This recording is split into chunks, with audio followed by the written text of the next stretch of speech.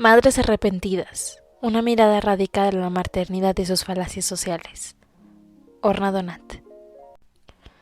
1. Caminos a la maternidad. Lo que dilda la sociedad mientras las experiencias de las mujeres. Cita de Dorin. Mujer es madre. Estas dos palabras describen de manera concisa lo que se ha percibido como un hecho transcultural desde los albores de la historia humana. Las mujeres no son solo las principales cuidadoras de sus hijos, sino también madres en sí. Esta realidad queda corroborada cada vez que miramos a nuestro alrededor y vemos efectivamente que la mayoría de las mujeres se convierten en madres. No obstante, esa mirada no nos dice nada acerca de los distintos caminos que los han llevado a la maternidad, ni tampoco de las diversas relaciones que las mujeres tienen con la idea de dar a luz y cuidar hijos, antes y después de la transición a la maternidad. Hay mujeres, por ejemplo, que emocionalmente no están interesadas en ser madres y prefieren evitar toda relación o interacción cotidiana con ellos. Otras no tienen un interés emocional en ser madres, pero sí que les atrae la compañía de los niños, y por lo tanto optan por profesiones educativas y terapéuticas en las que pueden trabajar con ellos, o pasan tiempo con sobrinos u otros pequeños de su entorno familiar. Hay mujeres emocionalmente interesadas en adoptar un menor, pero no tener hijos biológicos. Las hay que desean ser madres, pero les aterran el embarazo y el parto, los que las lleva a evitar la maternidad. Hay mujeres que no tienen más opción que ser madres ante las sanciones sociales que se imponen en sus comunidades. Otras no buscan la maternidad per se, sino que desean obtener algo por medio de ella. Las hay que, pese a no querer ser madres, se lo plantean porque sus parejas desean tener hijos, y hay mujeres que al mirar atrás no tienen claro motivo por el que han sido madres. Conocer los diversos caminos que ha llevado a las mujeres a la maternidad debe ser el punto de partida para estudiar el arrepentimiento. Una postura emocional que cuestiona la voluntad interior de ser madre de alguien, pero no solo eso, nos permite reconsiderar, además, la suposición generalizada según la cual la mera visibilidad de la maternidad significa una voluntad a priori, indudable de ser madres, pues es dicha suposición la que se utiliza para persuadir a las mujeres que tengan hijos. Como veremos más adelante, que la maternidad sea visible de un modo omnipresente, lo que hace es enmascarar las diversas actitudes que tienen las mujeres con respecto a su condición de madre. La vía natural o la libertad de elección. La creencia social, la cual todas y cada una de las mujeres deberían parir, se basa en parte en una estrecha correlación fundamental entre las mujeres y el cuerpo humano. Se identifica a las mujeres con la naturaleza dado su cuerpo fértil, en fase de embarazo, parto y lactancia, lo que se considera de carácter animal. En consecuencia, su cuerpo se juzga de acuerdo con la cuestión de si es apto o no para concebir, ya que la capacidad de las mujeres para dar a luz se ve como lo más esencial de su vida y la justificación de su existencia. Se las considera como madres de toda vida, inundadas por el torrente de la vida y la lucha de la humanidad por la supervivencia. Esa valoración que se tiene de las mujeres las atrapa en las redes de la naturaleza, dado el supuesto indiscutible de que el potencial reproductor de la anatomía femenina las obliga a ser madres, de que se rigen por un orden fatalista que no las deja otra opción. En otras palabras, y como han señalado varias escritoras feministas, los conceptos históricos y culturales atrapan a las mujeres en el mito de la ausencia de elección por su sexo biológico, puesto que la sociedad se vale del lenguaje de la naturaleza para inducirlas a concebir y a parir, a menudo hasta el punto de la tiranía biológica. Al mismo tiempo, existe otra creencia opuesta según la cual todas y cada una de las mujeres optan libremente por la maternidad, ya que todas ellas desean ser madres y por lo tanto toman este camino de manera activa, juiciosa y racional, partiendo de su voluntad con absoluta libertad. Deja de quejarte, tú lo has querido, ahora pechuga. Eso es lo que se suele decir a las mujeres cuando comportan sus dificultades. Mientras que la idea de que toda mujer acaba siendo madre como resultado de la naturaleza está arraigada en antiguos términos de un determinismo biológico. Pensar que se acaban teniendo hijos como resultado de la propia voluntad interior se ha formado en parte por la modernidad, el capitalismo y las políticas neoliberales, que reconocen cada vez más el derecho de las mujeres a ser dueñas de su cuerpo, sus decisiones y su destino. Dado que hoy en día más mujeres disponen de un mayor acceso a la educación y el empleo remunerado, y de una mayor capacidad para decidir si tener o no una relación sentimental y con quién, cada vez hay más mujeres que son consideradas como individuos que escriben personalmente la historia de su vida. Si la vida es lo que hagas con ella, si es un relato biográfico de realización personal, entonces las mujeres también son vistas ahora como personas que actúan de manera independiente y con derecho a numerosas opciones, entre las cuales pueden elegir con libertad como consumidores sensatos. Como se supone que eso es así, damos por sentado que la transición a la maternidad se debe estrictamente al deseo de una mujer de que su cuerpo, su ser y su vida entera adquieran una dimensión nueva que es preferible a la que tenían antes. La maternidad la conducirá a una existencia valiosa y justificada, un estado que corrobora su necesidad de vitalidad. La maternidad anunciará a todo el mundo como si a sí misma su condición de mujer en toda la extensión de la palabra. Una figura moral que no solo paga su deuda con la naturaleza al crear vida, sino que además la protege y la promueve.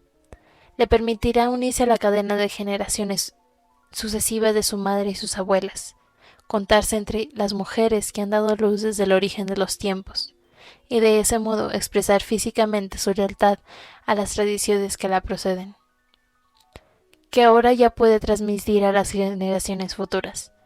Sin embargo, la maternidad no solo le ofrecería un sentido de pertenencia, sino que además le permitiría sentirse dueña de algo a través de lo cual poder reclamar un privilegio que la cultura le ha negado, dado que tendría autoridad sobre sus hijos en lugar de someterse a la autoridad del mundo. La maternidad será un vaso tangible y simbólico que la conducirá hacia la feminidad madura al abandonar su hogar paterno para formar su propia familia, reproduciendo la experiencia positiva y reparando lo dañado, permitiéndole visitar las regiones olvidadas de su infancia y correr por ellas sin control, como en un patio particular. La maternidad le brindará la oportunidad de establecer una estrecha alianza con su pareja a través de los hijos en común, y al mismo tiempo le desafiará a que logre distinguirse de ellos. Le permitirá consagrarse a algo, soportar el sufrimiento, satisfacer necesidades y mostrar una bondad altruista sin esperar recibir nada a cambio.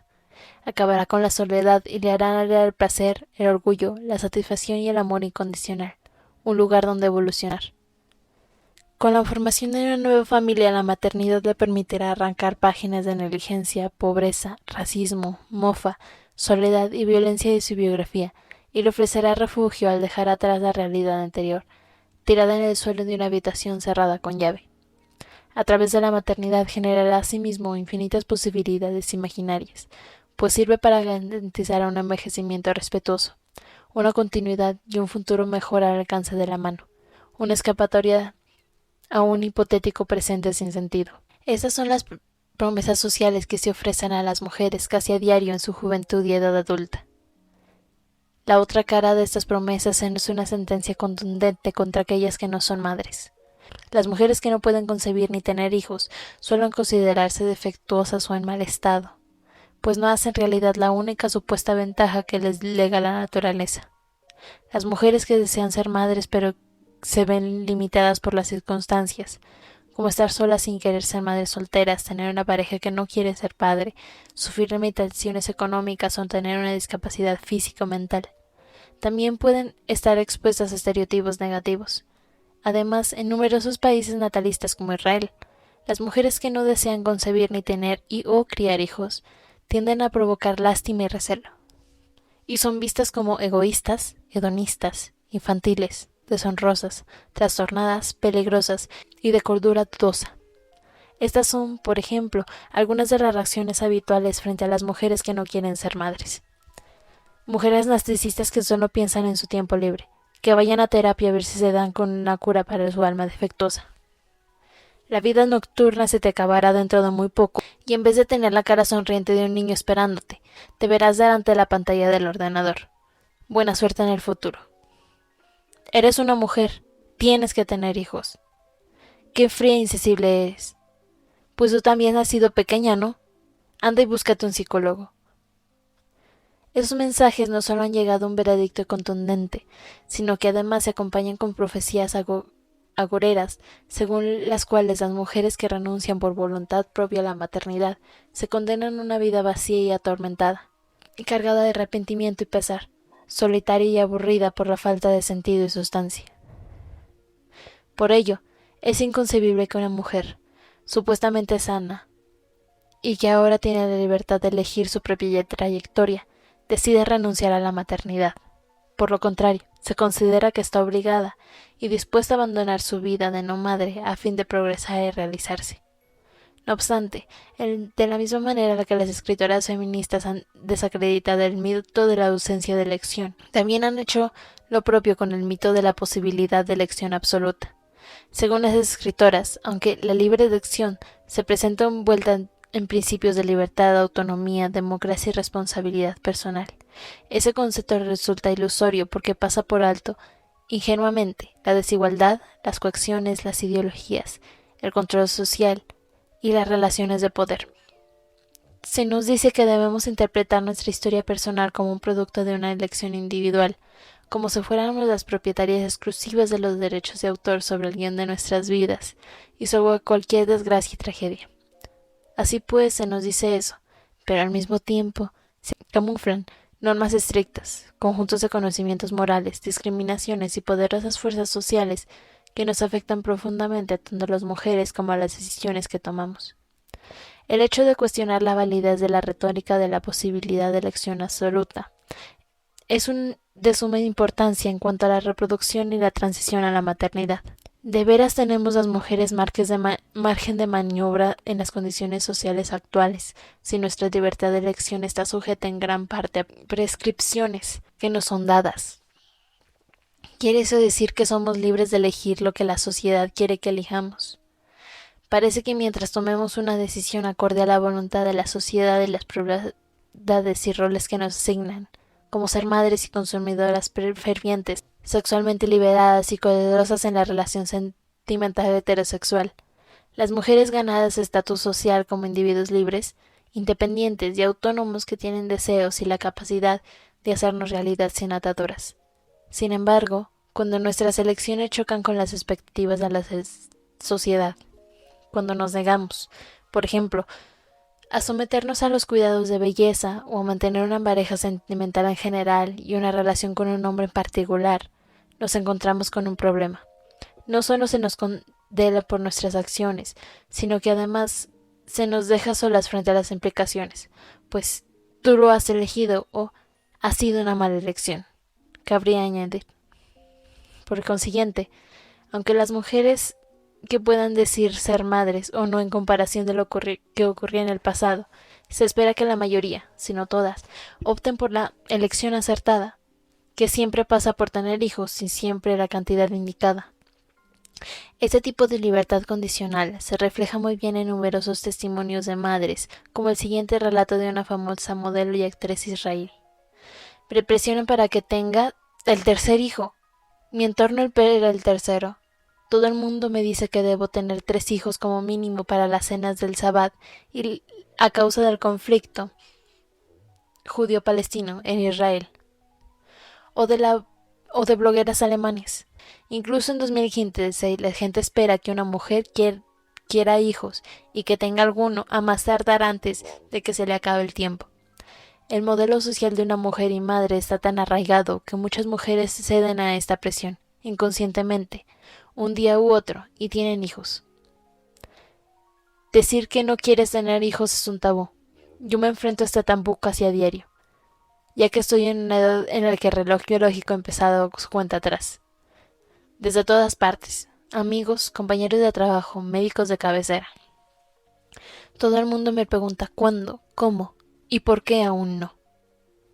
Sin embargo, según la economista británica Susan Himmelwaite, el concepto de la libre elección no es necesariamente aplicable a todas las mujeres o todas las circunstancias en las que se toman decisiones con respecto a la fertilidad, tanto como si desean tener un número determinado de hijos, como si no están interesados en la maternidad en general.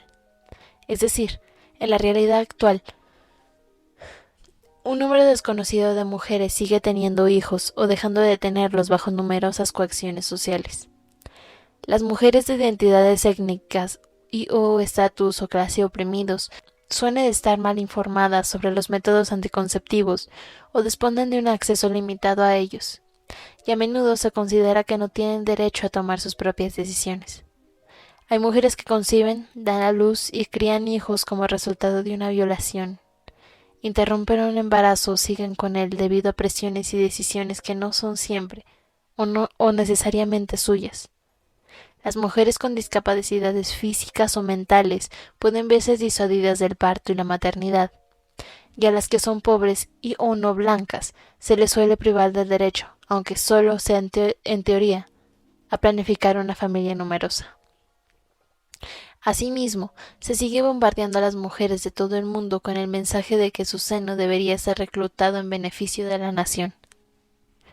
Un ejemplo de los muchos que se pueden dar puede encontrarse en Australia, donde en 2004 el entonces ministro de Economía, Peter Costello, lanzó un llamamiento para animar a las mujeres australianas a tener más hijos por el bien del país, debido a las bajas tasas de natalidad y a los costes crecientes de las pensiones. Uno para la madre, uno para el padre y uno para el país. Vayan a casa y cumplan con su deber patriótico esta noche, les ordenó. Las personas externas que alientan la procreación se valen, por un lado, de políticas e incentivos que fomentan la natalidad y, por otro, deshonran la decisión de no tener hijos tachando de elección egoísta, como sentenció el Papa Francisco en 2015. En definitiva, los niños no nacen o dejan de nacer necesariamente a causa de la vía natural o la libertad de elección, y en ocasiones nacen porque las mujeres no tienen o no ven otra alternativa. La filósofa feminista estadounidense Diana Tienes Meyers se refiere a ello como un estado por medio del cual nuestra imaginación se ve colonizada, un estado en el que el alineamiento social que contempla la maternidad como el único guión inimaginable es asimilado por la conciencia de las mujeres hasta el punto de asfixiar otras opciones posibles, haciendo que la única elección que pueden imaginarse parezca salida de un espacio puro. La colonización se materializa, entre otras cosas, cuando los distintos caminos a la maternidad que toman las mujeres de grupos sociales diversos se nos esconden, una ocultación que sirve para mantener tanto el lenguaje de la naturaleza como la retórica de la elección, mientras ambos conceptos hablan en nombre de un deseo garantizado de ser madre. Como veremos a partir del estudio, no todos los caminos comienzan con el deseo de tener un hijo, como mínimo, no uno muy obvio.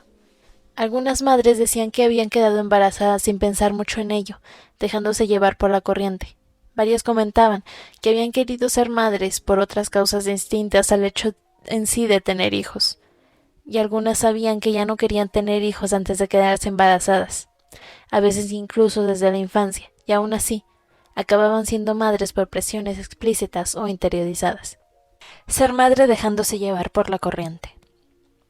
Cuando el embarazo y el parto presentan el arquetipo de la normalidad y el viaje de la vida, y la maternidad se considera la relación humana principal y suprema, tener hijos puede darse por sentado hasta el punto en que, en muchos casos, a las madres les resulta difícil mencionar razones por las que habían o no habían querido tener hijos. En el análisis de la voluntad interior y el papel de la norma es su configuración sencillamente quedan fuera del alcance de una misma. ¿Qué recuerda de lo que pensaba sobre tener hijos antes de los 26?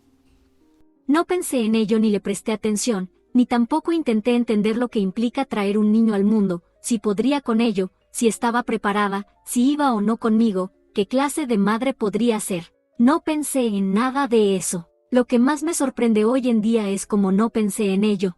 Cita de Nina. Usted ha dicho que en su día no le hacían gracia a los niños.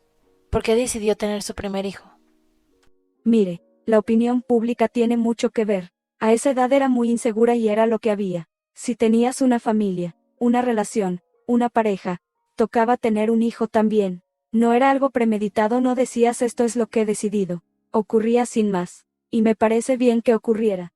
Pero no pasaba por decidir si era el momento indicado para nosotras, o si debíamos esperar o hacerlo antes. Nunca hablábamos del tema. Las cosas pasaban. Sucedían sin más. Sin una mano deliberada. No sé si habría tenido el valor. Si habría tenido el valor de decidir que sería distinta al resto y consciente de que no quería hijos. Tirsta, yo veía que todo el mundo tenía hijos. Estaba rodeada de mujeres jóvenes que daban el pecho e iban con sus cochecitos, y de bebés y pañales, y todo eso. Era lo que tenía a mi alrededor. Esa era la norma, y más que sagrada era hipersagrada. No podías hablar, había que morderse la lengua. Entre las personas heterosexuales no había ni una sola mujer en el kibutz que no fuera madre. Casadas, divorciadas, viudas, no había ni una sola que no tuviera hijos. No existía semejante criatura. Era la norma y tampoco se le daba más vueltas. No había posibilidad de pensar siquiera en esa dirección. Eso no cabía en mi mente consciente. No cabía en absoluto. Para las madres que viven su paso a la maternidad como un acto automático, la maternidad les ha sobrevenido sin que hayan sobrepensado las consecuencias antes, ni tenido en cuenta lo que significa tener o no tener hijos. Algunas de las entrevistadas expresaban otros comentarios en esta línea, tales como: no me paré a pensarlo ni un instante. Las cosas pasaban sin más, involuntariamente. Creo que es algo que impulsa nuestras acciones, sin darnos cuenta siquiera. No manifesté ninguna opinión. Ese paso a la maternidad, sin tener en cuenta si se desea o las consecuencias que podría tener para la mujer, no puede considerarse una elección pura y libre. Si aceptamos que las reflexiones sobre los costes, beneficios y efectos de algo están necesariamente vinculadas al concepto de elección, y si aceptamos que una elección exige más de una opción y que esto no vaya seguido de sanciones y castigos. Por lo tanto, es más probable que se considere una decisión pasiva cuando las personas se limitan a dejarse llevar por la corriente y no se plantean con seriedad las consecuencias potenciales de sus actos, como si dichas consecuencias fueran ya bien conocidas. Esta toma de decisiones pasiva o transición automática de la no maternidad a la maternidad sin pensar en ello en absoluto y sin la menor descripción personal suele producirse cuando las normas se aceptan como bien dadas, sin exigir investigación o reserva alguna, cuando están en todas partes y en ninguna a la vez de un modo tan invisible y encubierto que resulta casi imposible percatarse de ellas. En palabras de Nina, las cosas pasaban, sucedían sin más, sin una mano deliberada. En el contexto de la maternidad, una de las normas invisibles radica en que existe un curso natural de las cosas que las mujeres deberían seguir. Cita de Charlotte. Tuve a mi hijo a los 24 años, y fue horrible, y así fue como sucedió. En una sociedad religiosa la gente se casa y tiene hijos, es una especie de senda que todo el mundo sigue, pero yo ni me lo había planteado. Fue por presión social, porque todo el mundo lo hace. Todo el mundo tiene hijos en el mundo religioso, y yo me lancé a ello, sin pensarlo. Cita de Rosé. ¿Qué pensaba sobre la maternidad antes de ser madre? No pensaba nada que cuando me casé, a los 21, no había pensamientos previos. Llevábamos ya 2 años y medio de matrimonio, y sin pensarlo demasiado, decidimos que ya era hora de ser padres. Así pues, ¿cuáles fueron sus motivos para ser madre? Lo hice automáticamente, sin ver que había lugar para la reflexión y la deliberación. Como he dicho antes, hacía ya 2 años y medio que estábamos casados y sentía que lo necesitaba. Mi marido no hablaba conmigo del tema ni me presionaba. Fue decisión mía. Era una niña, ingenua e inmadura. Estos testimonios señalan que no es necesariamente la maternidad lo que se percibe como natural, sino que lo es el avanzar en el curso de la vida. La idea de la trayectoria vital normal o natural se alimenta en parte del concepto cultural de determinismo biológico que conduce naturalmente a la maternidad. No obstante, también se basa en gran medida en la lógica cultural heteronormativa, que suele condicionar nuestras decisiones y actos. Dicha lógica establece que existe un plan de vida singular de progreso fundamental, es decir, un recorrido natural y tangible en el mapa, con hitos por los que toda persona debe pasar en el transcurso del tiempo, desde la escuela hasta el trabajo, el matrimonio o la convivencia en pareja y la paternidad o maternidad. Este relato canónico de una evolución natural y normal detalla específicamente lo que es el curso de la vida correcto y las acciones necesarias para enfrentar cada una de las fases en el momento apropiado, al ritmo adecuado, a lo largo de la ruta lineal indicada. Al cumplir con el movimiento progresivo correcto al ritmo adecuado, suele sumarse las normas afectivas que dictan cuáles son las emociones apropiadas que deben surgir en cada jalón. En este sentido, se considera natural que un movimiento progresivo despierte sin duda el deseo de ser madre, aunque ese deseo no haya estado presente antes de que se dé la maternidad. La idea radica en que el deseo aparecerá, pues es el momento indicado en el curso de la vida, como después de casarse o de varios años de convivencia en pareja, o debido a la edad de la mujer y su reloj biológico, al que se le alude a menudo como una bomba de relojería, tal como expone la periodista y escritora alemana Sarah Diel. El miedo a la finitud de la propia fertilidad es algo que unía a todas las mujeres, porque una mujer quiere ser madre y punto. Ahora mismo rondo los 35 años y sigo sin oír mi reloj biológico. Ni mi cuerpo ni mi mente me dicen que ha llegado supuestamente la hora, pero la sociedad sí. La sociedad lo hace en todo momento y alza cada vez más la voz. Esos dictados de tiempo y las emociones se mezclan y se entrelazan en torno a las cuestiones de cuándo debería una mujer pretender ser madre y de cuántos hijos, y no en torno a las cuestiones de si ésta desea ser madre y por qué. En esta situación en la que la cuestión del sí tiende a no tenerse en consideración, las mujeres suelen relatar a posteriori que la transición a la maternidad se vio acompañada de una sensación de alejamiento, una falta del propio ser. Las posturas objetivas fueron excluidas de sí mismas en nombre de lo que Diana Tierjens identifica como la ley de la despreocupación y la indiferencia, ergo, como un resultado inevitable que se daba por sentado. En consecuencia, el dejarse llevar por la corriente, en ausencia al mismo tiempo de toda comunicación o reflexión sobre la maternidad y la crianza de los hijos, tiende a verse no solo como algo normativo, sino ideal, como si no hubiera ninguna historia que contar. Sin embargo, las madres que participan en este estudio afirman que sí hay una historia que contar, y que dicha historia les preocupa. Deseos y motivos ocultos para tener hijos. Como se ha visto más arriba, en numerosas sociedades natalistas la maternidad se estructura como una promesa. La promesa de que la maternidad supondrá con toda seguridad una vida mejor para las mujeres de las que tenían antes de ser madres. Las mujeres y las adolescentes podrían dar a luz para renacer a un nuevo mundo. Es decir, podrían dar a luz con el deseo de salvarse de unas circunstancias vitales adversas, como la pobreza, el maltrato, el racismo, la homofobia, la violación, la prostitución, la mendicidad, la cárcel, la violencia y el alcoholismo o la drogadicción.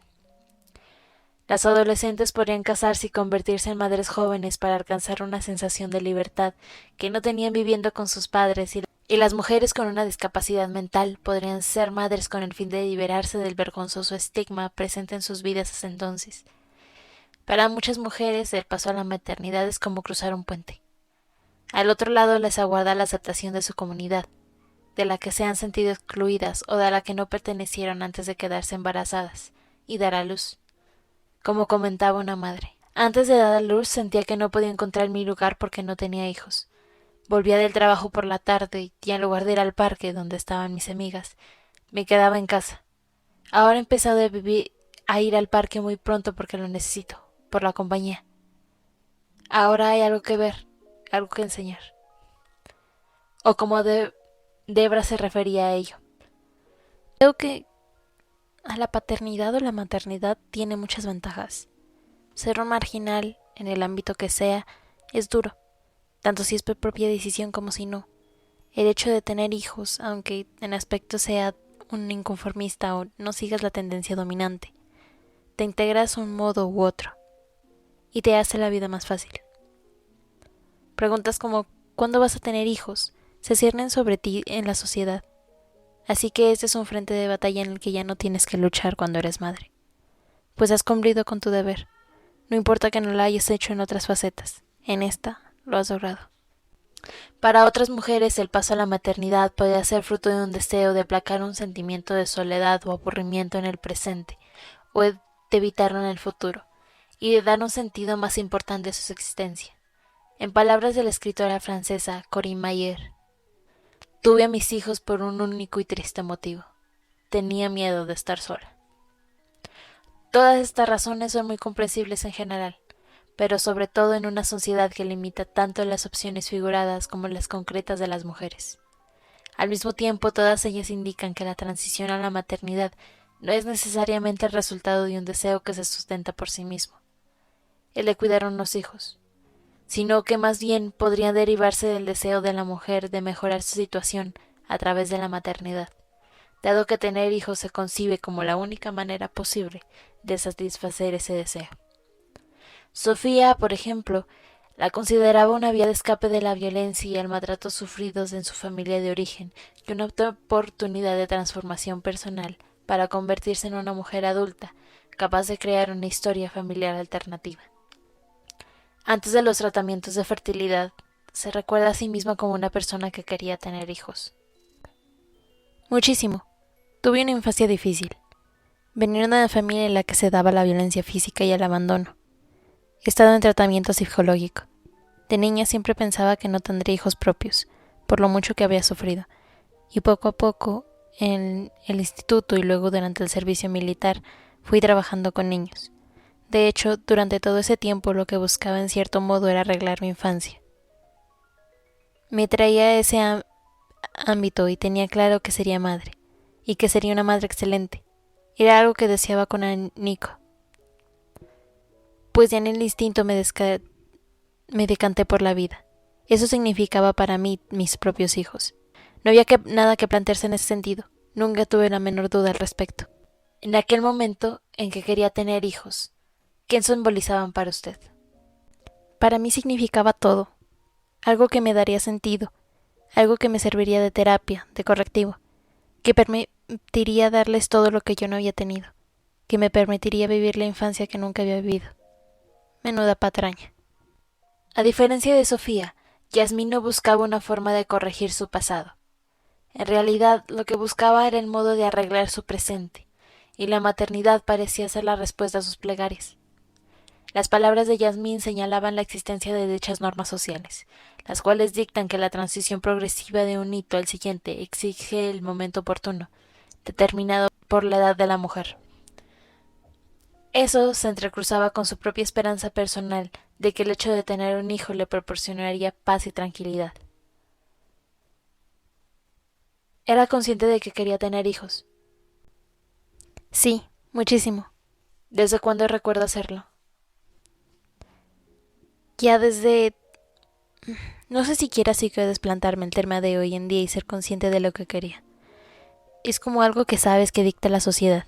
Ya desde niña, en la escuela. ¿Cuándo crees que te casarás? Ahí empieza. Yo, a los 26. Ya seré madre, seguro. Es ahí cuando empieza. Me parece que es algo que nos mueve, incluso sin que nos demos cuenta. En aquella época pensaba y estaba convencida de que me haría perfecta, me calmaría, me completaría. Era como llegar a la meta. Tengo un hijo. A fin de cuentas, todos vamos al colegio, hacemos la mili, cursamos una carrera, encontramos un empleo y ganamos dinero. Y todo para tener hijos. Me consta que esto es un concepto social, y no necesariamente uno que yo tuviera en casa, ya que vengo de una familia con solo 2 hijos debido a cuestiones económicas. Mire, yo pensaba, bueno, vale, tendré un hijo y eso me dará tranquilidad. Y no solo ha sido así, sino que las cosas se han vuelto de hecho mucho más caóticas. Muchas mujeres comparten una gran variedad de deseos en su afán por encontrar la maternidad, por encontrar en la maternidad algo que sienten que les falta, al tiempo que olvidan la posibilidad de que la situación empeore con la maternidad. Estos deseos se deben en parte a la necesidad de cumplir con la norma de fertilidad, pero podrían reflejar también lo que yo llamaría voluntad institucionalizada, una voluntad desarrollada a partir de la mezcla de los propios deseos de una misma y las expectativas sociales. Por su consiguiente, dicha voluntad institucionalizada podría ser un sentimiento concreto, a nivel tanto físico como mental, de un verdadero deseo de ser madre, pero no pocas veces se despierta a través de la internalización de las mujeres de las mismas imágenes que la sociedad asigna exclusivamente a la maternidad. Dichas imágenes cierran puertas a las mujeres que podrían haber estado abiertas y obstruyen cualquier otra alternativa que discuta, cuestione o rebata la idea que la maternidad es la única vía de acceso para cambiar las cosas, tanto en el pasado como en el presente. Ser madres con consentimiento y sin voluntad. En un entorno social natalista podría resultar difícil para una mujer percibir primero y reconocer luego ante sí misma que no quiere ser madre. Uno de los principales motivos que explica esta dificultad es la exigencia de rechazar aquellas partes de uno mismo que no encajan con las normas y los sistemas comunes. No obstante, aunque las mujeres se den cuenta de que no quieren ser madres, puede que se enfrenten a diversas dificultades para exteriorizarlo, ya que la posibilidad de no tener hijos no se extiende por igual entre las sociedades y los distintos grupos sociales. Si bien el hecho en sí de no querer ser madre no caracteriza necesariamente un grupo social determinado. Por ejemplo, a las mujeres blancas de clase media cultas y laicas, es posible que dichas mujeres sean las que tienen las condiciones sociales para mostrar su actitud, mientras que aquellas que viven en unas circunstancias en las que se entrecruzan varias formas de marginación y opresión, podrían tener un margen de maniobra limitado para hacer lo propio sin ser castigadas con severidad una vez más. En otras palabras, aunque la intuición de no querer ser madre podría darse en mujeres de todos los grupos sociales, la capacidad de manifestarlo y de vivir de acuerdo con ella podría estar a favor de las mujeres que pertenecen a los grupos dominantes. Sin embargo, una vez que las mujeres pueden expresar y de hecho expresan su voluntad de no ser la madre de nadie, no es raro que la mayoría de ellas se sientan obligadas a ceder a sus deseos iniciales. Liz, yo tenía claro, desde muy joven, que nunca tendría hijos, en serio, lo tenía clarísimo. Mi decisión de ser madre fue totalmente racional. Mi útero nunca pidió a gritos la maternidad. Yo me sentía completa sin necesidad de dar a luz. No me parecía que mi papel fuera el traer hijos a este mundo. Fue una decisión racional. Pues pese a que, aunque era feliz y todo iba muy bien, tal vez hubiera una gran parte de mi vida que debía experimentar. Así que me lancé una especie de aventura. La gente dice, cuando es tu propio hijo es distinto. Y no es cierto, para mí no. Debo decirle que ya lo había sido antes. Digamos así, siempre he sabido por qué no quería tener hijos, y eso no ha cambiado. Odelia. Nunca he querido tener hijos. Me acuerdo a mí misma ya desde muy pequeña, quizá incluso con 6 o 7 años, no sé, que mientras los demás pasaban el tiempo con sus hijos, para mí era una pesadilla, un horror. No me gusta, no va conmigo. Ya desde la infancia me daba miedo pensar en lo que pasaría cuando tuviera hijos. En ningún momento se me pasó por la cabeza la opción de no tener hijos. Liz y Odelia explicaban, cada una a su manera, que sentían el deseo de no ser madres desde que eran niñas. El hecho de que ambas sean madres hoy en día indica que algo las desvió de su deseo inicial hacia la no maternidad, de lo que sentía que era la idea predeterminada. Sus palabras señalan lo que podría ocurrir cuando un deseo subjetivo de no ser madre entra en conflicto con los dictados sociales según los cuales opta por no ser madre de nadie. Es una pérdida catastrófica que perseguiría a una mujer el resto de su vida, o bien una vía al margen del repertorio de opciones legítimas que pueden contemplarse. Es un choque con la sociedad que considera el deseo precoz hacia la no maternidad como la desviación propiamente dicha, y no como algo que se consolidará con el tiempo. Tras producirse esta colisión, es posible que el deseo hacia la no maternidad comience a debilitarse y desdibujarse en su lucha por enfrentarse a las expectativas sociales. Sin embargo, la postura emocional del arrepentimiento puede dar a entender que ese deseo anterior hacia la no maternidad no tiene por qué haberse borrado. En ese sentido, como veremos, el arrepentimiento marca la continuación de las interpretaciones de las mujeres sobre sí mismas. Mientras que algunas mujeres se alejan de su deseo inicial supuestamente sin intervención ninguna de su entorno, otras acaban siendo madres en contra de su voluntad, por la intervención directa de sus cónyuges. Dos personas que comparten su vida en una relación sentimental pueden tener sin duda discrepancias sobre su futuro en común y el sueño de ser padres. En ocasiones las diferencias de opiniones pueden llevar a la decisión mutua de separarse. No obstante, a veces se procrea con el fin de asegurar la continuidad de la relación, y a veces el hogar se convierte en un cuadrilátero de licitación, chantaje, amenaza y coacción al tiempo que los hijos no nacidos se utilizan como demostraciones de poder. A pesar de la tendencia oficial a fingir que las relaciones entre hombres y mujeres son iguales y simétricas, este supuesto equilibrio no se refleja necesariamente en la realidad. Esto significa que en el seno de una pareja suelen formarse distintas estructuras de poder, manifiestas, latentes o invisibles, que atestiguan la desigualdad de género en torno a las deliberaciones importantes. Tanto Doreen como Edith estaban sometidas a una fuerza manifiesta, expresada en conflictos e intentos de alterar su deseo de renunciar a la maternidad. Debra, en cambio, se había sometido a una fuerza latente, que no se expresaba en una situación de conflicto, sino en la prioridad que recibían las necesidades y los deseos de su pareja, pues ella capituló en una negociación que de hecho nunca llegó a darse por no poner en riesgo la relación. Doreen, desde el día en que nos casamos mi marido no paraba de presionarme a más no poder, hasta el punto de decirme, vale, si no vamos a intentar quedarnos embarazados nos divorciamos. Y yo dije, está bien, hagámoslo, no quiero divorciarme. Pero desde el principio sentí que era un error. Nunca había tenido ese ideal mítico de ser madre, y de que eso de la feminidad, no, en absoluto. Edith, lo eché todo a perder y tuvo hijos. Porque cuando nos casamos me habían aceptado en la facultad de medicina y mi marido me dijo, mira, si te vas a poner a estudiar medicina nos divorciamos, quiero tener hijos. Y yo, como un idiota, pensé, ¿cómo que nos divorciamos? ¿Y entonces qué? Pues no estudié medicina, ¿cuál es el problema? Me sentí atrapada en el matrimonio, bajo sus órdenes, en el que mi opinión no contaba. Mi tarea era complacer al amo, y quizás así mejoraría el matrimonio. ¿Y el señor más cariñoso?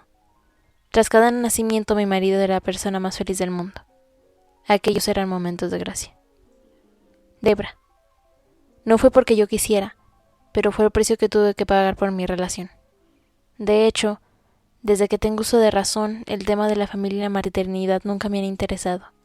Los veía como algo totalmente ajeno a mí, algo que no forma parte de mi mundo ni de mis aspiraciones, algo que está muy alejado de mi mundo.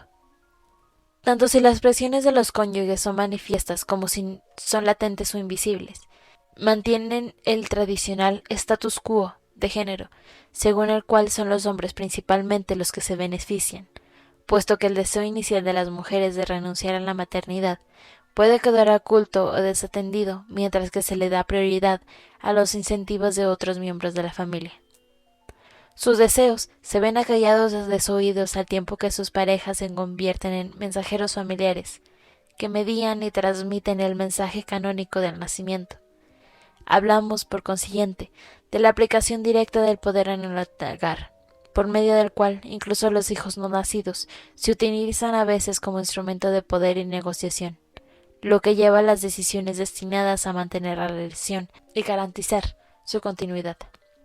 Es más, Doreen, que, como se ha dicho antes, en un principio no quería hijos y al final accedió a las presiones de su pareja, describía la falta de reconocimiento de sus deseos y la fuerza a la que se veía sometida en términos de violación.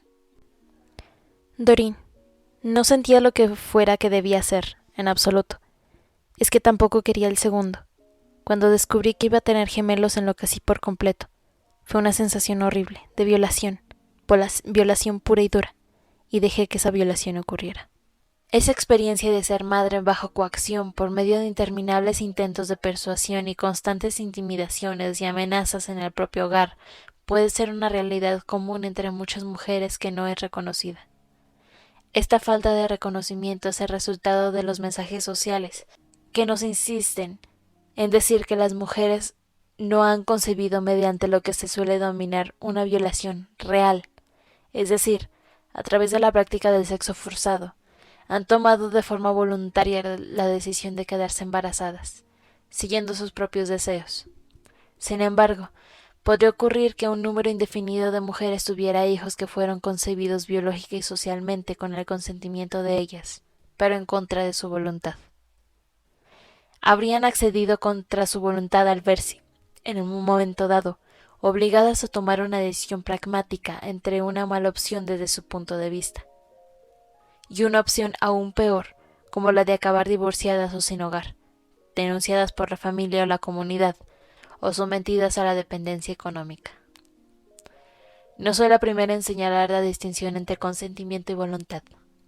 Otros investigadores del ámbito de la sexualidad han afirmado que esos términos o conceptos expresan relaciones de poder en las relaciones sexuales, ya que no es lo mismo acceder a la práctica del sexo que querer practicarlo.